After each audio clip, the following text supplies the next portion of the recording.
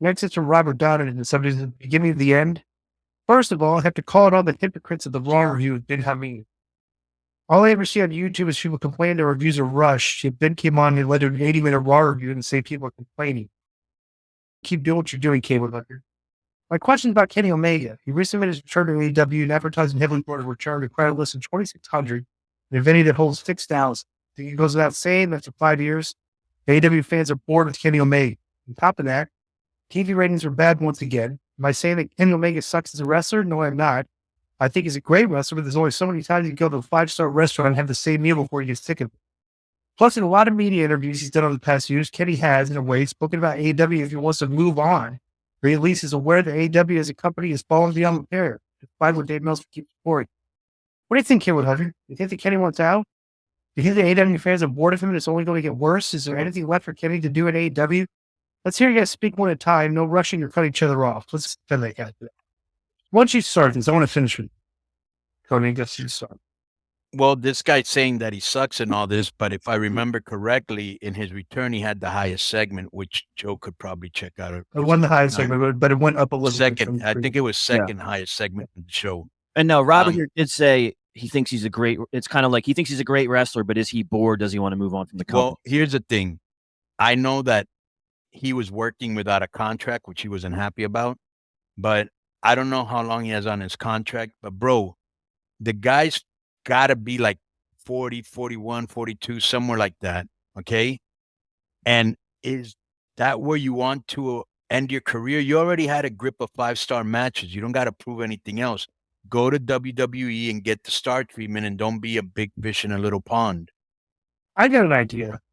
And I think it would be interesting. And let me just say this this is about Kenny personally.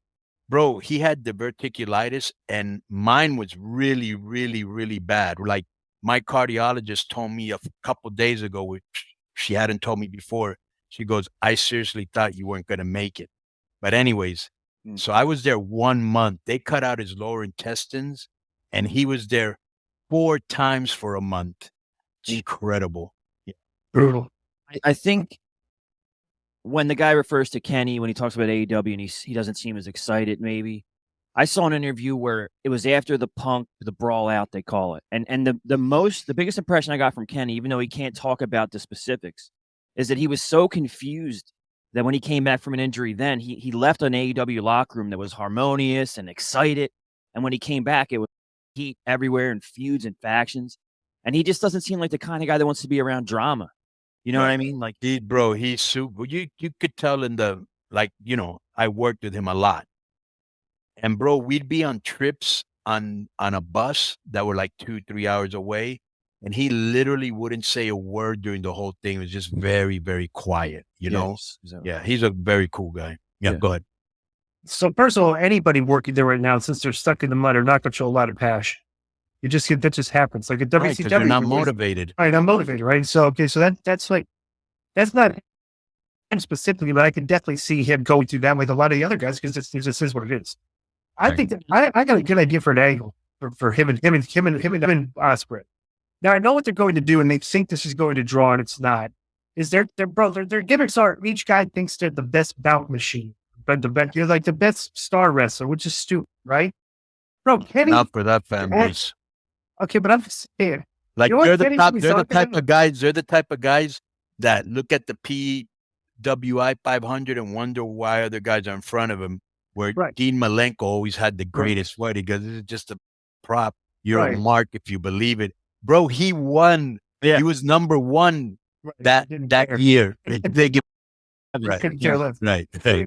But I want to say this, is that to make this angle interesting, it's like everything's assumed like, you know, that's where they're going with this everything. Bro, Kenny should turn heel. Okay, and this should be his heel turn, his narrative. Why am I wrestling this guy? This guy's a loser.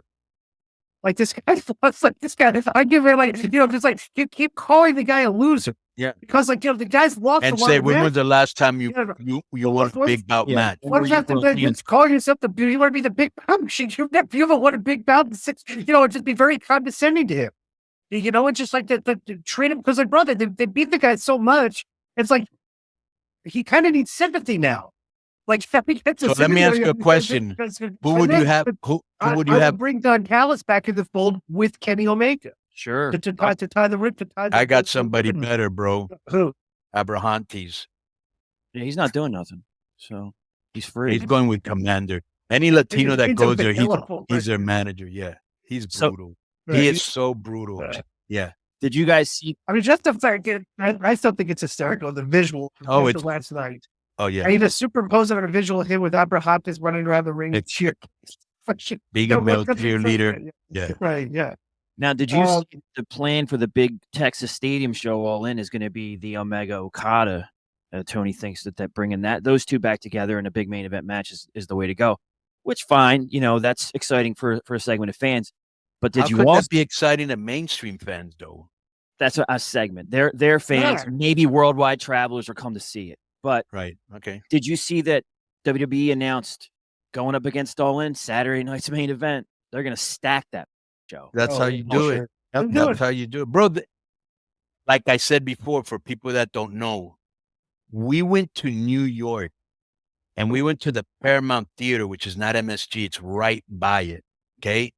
I don't know, 2,000-3,000 people it holds. It's got a really cool look. Yeah, it does. That's the same place where Snoop Dogg goes, "Oh, you ain't got no love for us," and Shook goes, "Oh, if you want your the Source. producer to." Yeah. Yeah. So, anyways, but let me just say this, bro. We're a little company.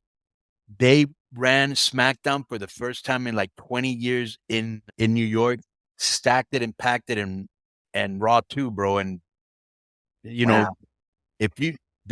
remember when the Ruthless Aggression era? yeah. That's not a gimmick.